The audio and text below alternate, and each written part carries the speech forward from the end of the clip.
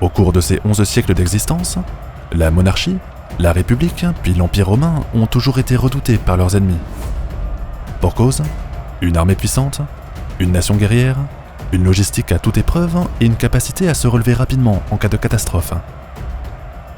Cependant, si elle a gagné un nombre impressionnant de conflits, Rome était loin d'être constamment supérieure à ses adversaires. Elle a même souffert de terribles défaites, frôlant parfois la destruction, mais elle a toujours trouvé la parade pour remporter les batailles. Alors y avait-il une part de chance ? Y avait-il une énergie particulière qui expliquerait les succès des armées romaines ? Est-ce la forme de gouvernement ? Est-ce la religion ? Est-ce la géographie ? Dans cette vidéo, nous allons tenter de comprendre les raisons historiques qui ont permis à Rome de triompher de ses ennemis pendant plus de 10 siècles. Cette vidéo est sponsorisée par les éditions Phoenix. Pour découvrir ou redécouvrir la longue histoire de France, les éditions Phoenix proposent un catalogue d'œuvres littéraires sélectionnées sur mesure. Les livres sont édités comme des objets de collection avec une couverture cartonnée pour rendre votre lecture confortable. Ils sont aussi choisis parmi des auteurs anciens qui sont reconnus pour la pertinence de leurs travaux. Aujourd'hui, 2 livres sont déjà disponibles sur le site internet. Un premier, par Jacques Bainville, pour résumer l'histoire de France jusqu'à la guerre de 14.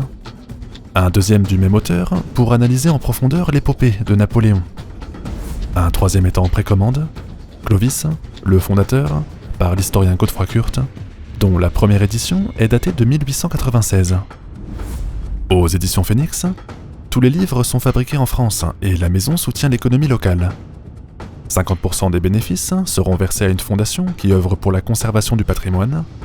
L'achat d'un livre permet donc d'augmenter ses connaissances de l'histoire, de mieux comprendre le monde d'aujourd'hui et d'aider à préserver la richesse de notre territoire. N'hésitez pas à cliquer sur le lien, juste en dessous de la vidéo, pour accéder à leur site web. Avec le code bataille, vous aurez 5% de réduction sur tout le catalogue, en plus de la livraison offerte en mondial relais.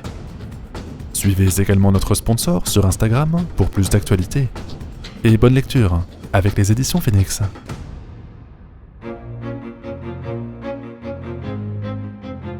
Dans notre top 3 des raisons historiques qui ont permis à Rome de triompher, on retrouve en premier lieu une capacité à intégrer des techniques, des équipements ou des méthodes de guerre venant de l'étranger.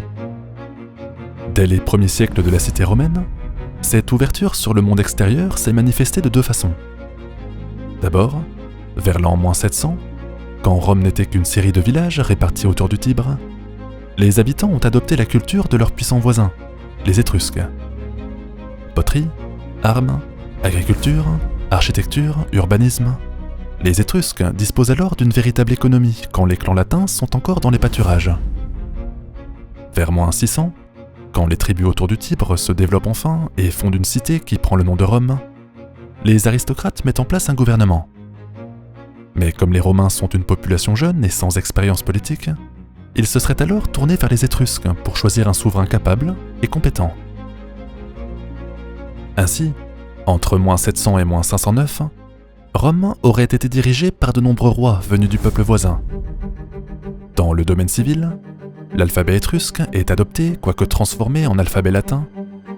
Dans le domaine militaire, les armes étrusques comme le pilum, une sorte de javelot, et le clipeus, une sorte de bouclier ovale, sont importés pour équiper les soldats. On pense aussi que la cité se dote de 2 légions en reprenant les principes des armées étrusques. Une première légion pour défendre Rome, une deuxième pour mener les opérations extérieures. Ensuite, à côté de l'influence étrusque, la cité romaine, comme toute la région, est sous la domination culturelle des Grecs.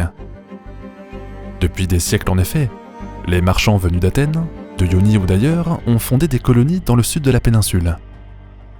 Leurs navires sillonnent alors la région et les Grecs en profitent pour diffuser leurs idées, leur façon de faire et leurs croyances. Philosophie, mathématiques, astronomie. Les Romains, comme tous les autres, sont fascinés par les Grecs. Vers l'an -550, le roi de Rome, Servius Tullius, s'inspire d'eux pour donner à la cité son premier système militaire. Les habitants les plus riches sont encouragés à s'équiper comme des hoplites, un pilum, un clipeus, un casque lourd, une armure lourde et des sandales. Même si la qualité de l'équipement dépend de la richesse du soldat, les recrues sont disciplinées, entraînés et formatés pour la formation en phalange.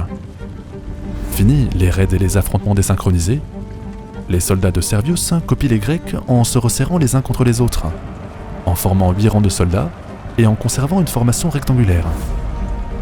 Lente, mais terrible au corps à corps, la phalange fait entrer les Romains dans une nouvelle ère. En effet, avec le modèle grec de la phalange et l'équipement étrusque, Rome a pu venir à bout de ses voisins. Les Sabins, les Èques et la cité-État de Véies passent rapidement sous sa domination. De l'an -509, jour de naissance de la République romaine, à l'an -400, la cité romaine devient la puissance principale du Latium. Mais malheureusement, en -390, un nouveau danger se manifeste. Emmenés par un chef qui prend le nom de Brennos, les Gaulois sénons déclenchent des raids dévastateurs sur la péninsule au début du IVe siècle avant Jésus-Christ. Battus lors de la bataille de l'Alia, les Romains ne peuvent empêcher la mise à sac de leur capitale. Le traumatisme est si grand que les paroles de Brennos, Vae victis ou malheur aux vaincus en français, sont restées dans la mémoire collective. Rome s'est affaiblie si bien que vers -350, les Samnites entrent en concurrence avec elle pour le contrôle de la Campanie. Nouvelle guerre, nouvelle catastrophe. Les phalanges romaines sont écrasées encore une fois lors de la bataille des Fourches Caudines. Face au désastre, les Romains commencent une révolution de leur équipement. La technologie des Gaulois est alors très supérieure à celle des Latins.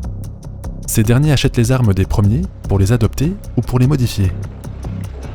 La cotte de maille, par exemple, qui implique une véritable maîtrise de la forge, est importée pour être copiée et diffusée à tous les soldats qui ont les moyens de s'en payer. Idem pour le casque avec couvre-joue, aussi emprunté aux Celtes.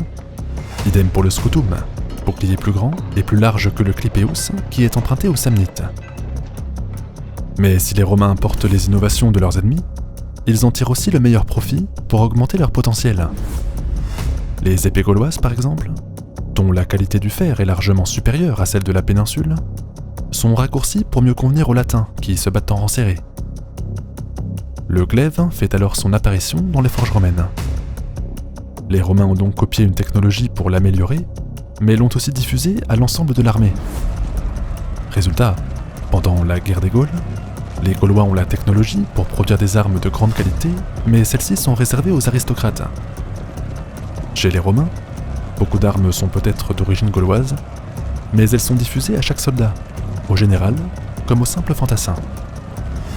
De même, quand les légionnaires se battront contre les Daces, mais aussi contre les Parthes, de nouveaux équipements seront adoptés pour être produits en masse. La lorica segmentata, par exemple, est empruntée aux orientaux pour devenir un standard de l'armée romaine. La raison, quand il faut 210 heures pour fabriquer une cotte de maille, il en faut seulement 70 pour fabriquer une segmentata. Ainsi, l'équipement standard du légionnaire est un mélange de diverses influences. Le casque et le glaive, d'origine gauloise, le pilum, d'origine étrusque, le scutum, d'origine samnite, les armures, d'origine orientale. Le génie romain n'est pas forcément de les avoir inventés, mais plutôt d'avoir porté leur potentiel militaire au maximum.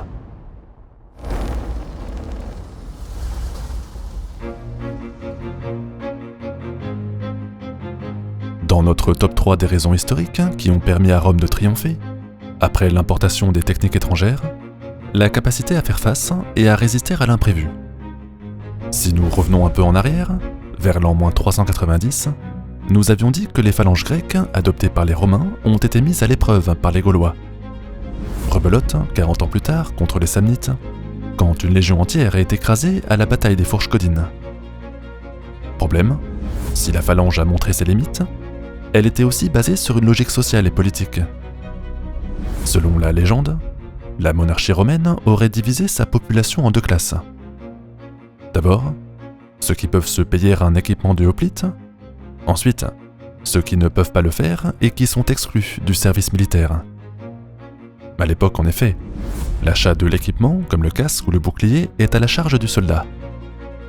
Néanmoins, quand les Romains perdent une armée entière contre les Samnites, les aristocrates sont obligés de lever de nouvelles troupes et donc d'appeler aux armes les plus modestes. Pour cette raison, la population aurait été divisée non plus en 2 classes, mais en 5. Si on ne connaît pas avec précision la date de cette réforme, on comprend néanmoins son importance. Les 5 groupes sont définis par des critères de richesse. Il faut gagner 11 000 as au minimum pour faire partie de la 5e classe, et plus de 100 000 pour intégrer la première. Ensuite, chaque groupe est à son tour divisé en sous-groupes d'environ 100 hommes, qu'on appelle la centurie, et du placement de chacun dans ce système de classe dépend son placement sur le champ de bataille. En effet, sous l'autorité du consul Marcus Camillus, la Légion abandonne la formation en phalange pour se diviser en manipules. Manipules, c'est-à-dire un groupe de 100 à 120 hommes qui correspond aux centuries que nous venons de voir. L'avantage de cette dispersion, sur un terrain très montagneux comme celui des Samnites, diviser la troupe en petits groupes lui permet de parcourir plus rapidement le terrain. Fini la lenteur de la phalange, place à la vitesse de course pour s'emparer des hauteurs et des points stratégiques. En cas de choc, les manipules se regroupent alors sur 3 lignes afin d'engager le corps à corps. C'est à ce moment décisif que le système de classe refait surface. Ceux de la 4e classe sont placés en première ligne, on les appelle les Astati. Ceux de la 3e classe sont placés en 2e ligne, on les appelle les Principes. Quand les plus riches, qu'on appelle les Triarii, sont placés en arrière. Quant à ceux de la 5e classe, qui n'ont même pas les moyens de se payer un équipement, ils deviennent souvent des Velites, des unités à peine vêtues qui servent d'éclaireurs ou qui jettent des projectiles pour affaiblir l'ennemi. Davantage d'informations sur les formations romaines sont présentées dans la vidéo qui s'affiche ici. Ainsi, grâce à une réforme tactique, le système manipulaire et une réforme dans le recrutement, Rome peut engager une guerre d'usure de 20 ans contre les Samnites. Bis repetita, près de 80 ans plus tard, quand le Carthaginois Hannibal organise une expédition à travers l'Italie, les Romains font encore appel aux plus modestes pour combler leurs pertes. Les critères de richesse pour faire partie de la 5e classe sont alors abaissés drastiquement, de 11 000 as à seulement 1500. Même si Hannibal remporte victoire sur victoire, même s'il écrase son adversaire de nombreuses fois, la faculté déconcertante de son ennemi à combler ses pertes l'empêche de remporter la guerre. Les Carthaginois, qui comptent sur les mercenaires pour gonfler leurs effectifs, ne peuvent pas en faire autant et finissent par s'épuiser. Bref, la logique de Rome, c'est qu'au fur et à mesure de son expansion, une partie toujours plus grande de sa population est recrutée dans son armée. Ceci explique pourquoi, malgré des catastrophes militaires en chaîne, le Sénat a toujours refusé la reddition. C'était le cas avec les Samnites, c'était le cas avec Pyrrhus, c'était le cas avec Hannibal. À chaque fois, malgré défaite sur défaite, Rome parvient à gagner sur le long terme. La logique est alors poussée jusqu'au bout en -107 par le proconsul Marius. Ce dernier fait de tout citoyen, quelle que soit sa richesse, un véritable soldat pour l'État romain. Sous son autorité en effet, n'importe quel adulte masculin peut s'engager dans l'armée. L'équipement, l'entraînement, la formation, l'encadrement, absolument tout est fourni par l'État, si bien que les effectifs militaires de Rome sont décuplés. Sur le champ de bataille, le placement ne se fait plus selon la richesse, mais selon l'expérience du soldat. Ainsi, toute la population est motivée à rejoindre les rangs de l'armée romaine. Elle peut donc protéger ses frontières et ses intérêts aux 4 coins du monde, et devenir la puissance principale de la Méditerranée.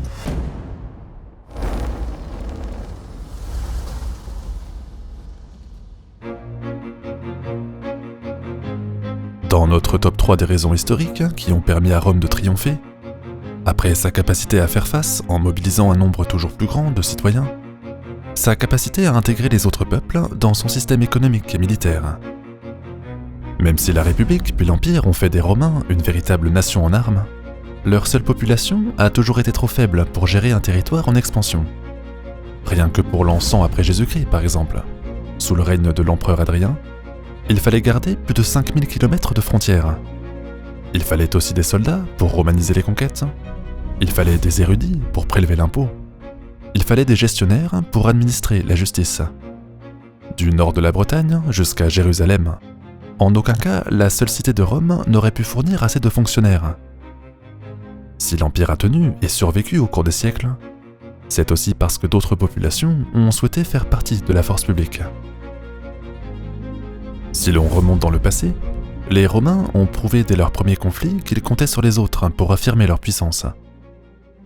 En moins 509, quand les sénateurs renversent le dernier roi étrusque de Rome, le monarque déchu, Tarquin le Superbe, appelle ses compatriotes à lui venir en aide. Les cités étrusques envoient alors des troupes, mais les Romains remportent la guerre et proclament la République. Juste après, les sénateurs signent avec les Latins un traité d'alliance qu'on appelle le Fidus Cassianum. Le texte, qui contraint les cités latines à mettre à disposition leurs troupes comme auxiliaires de l'armée romaine, décuple les effectifs mobilisables par la cité. Par la suite, les Fidus se multiplient par dizaines, puis par centaines. Chaque cité-État, proche du territoire romain et lié par un traité d'alliance, ce qui rend la ville éternelle presque invincible. Face aux Samnites, face à Pyrrhus, face à Hannibal, les alliés sont toujours mis à contribution de l'effort de guerre. Et quand ce n'est pas pour se défendre, un Fidus peut aussi nourrir l'expansionnisme. Par exemple, quand la cité alliée de Pergame se sent menacée par le roi de Macédoine, le Sénat déclare la guerre aux Macédoniens en moins de 100. C'est alors le début de la conquête romaine de la Grèce, qui ne sera achevée que 50 ans plus tard, en moins 146. Néanmoins, la facilité avec laquelle Rome noue des traités n'est valable que parce que les membres d'un Fidus y trouvent un intérêt. Mais à ce jeu-là, les Romains sont de véritables champions. En Gaule, par exemple, juste après la conquête de César, les tribus restées fidèles à Rome lors de la rébellion de Vercingétorix sont très bien payées par le proconsul. Les Rèmes reçoivent un immense territoire en récompense et leur capitale d'Urocortorum devient un carrefour de voies romaines. Quant à ceux qui ont osé résister, leur population est simplement réduite en esclavage. Ainsi, les sénateurs, les dictateurs et les empereurs n'ont pas conquis tout seuls la Méditerranée. Ils se sont d'abord appuyés sur leur population. Les critères de richesse pour intégrer l'armée se sont abaissés progressivement. Ensuite, les alliés de Rome se sont systématiquement battus pour elle afin de protéger leurs intérêts commerciaux. Mais le retour de bâton n'a pas tardé à se faire sentir. D'abord, les Romains les plus modestes ont demandé davantage de reconnaissance dans la politique et l'économie. En effet, les centurii, que nous avons vus tout à l'heure, ont aussi un droit de vote. Intégrer davantage de population dans l'armée revient aussi à leur donner de la voix. Au fil du temps, le statut de citoyen s'est enrichi de nombreux droits, qui concernent le vote, la propriété et le commerce. Idem pour les alliés. À force de servir la ville éternelle, les voisins de Rome ont réclamé des avantages. Les Romains ont d'abord mis au point des statuts de demi-citoyenneté pour récompenser ses amis, permettant aux Italiens, par exemple, d'être citoyens romains sans droit de vote, dès l'an moins 70 avant Jésus-Christ. Mais l'essentiel était là, le droit de propriété, le droit d'investir en sécurité, le droit de protéger ses créances et ses finances s'est progressivement étendu au-delà de la cité romaine. Les peuples soumis se sentent donc de plus en plus romains et acceptent mieux l'autorité impériale. Si Rome a conquis le monde par la force, elle a maintenu ses conquêtes grâce au commerce et au système juridique. Bref, les trois raisons présentées ici n'ont jamais fait de Rome la meilleure armée du monde. Elles expliquent pourquoi les guerres ont été gagnées et pourquoi l'Empire a duré si longtemps. Merci aux éditions Phoenix d'avoir soutenu cet épisode. Retrouvez leur catalogue sur leur site internet en cliquant sur le lien en dessous de la vidéo.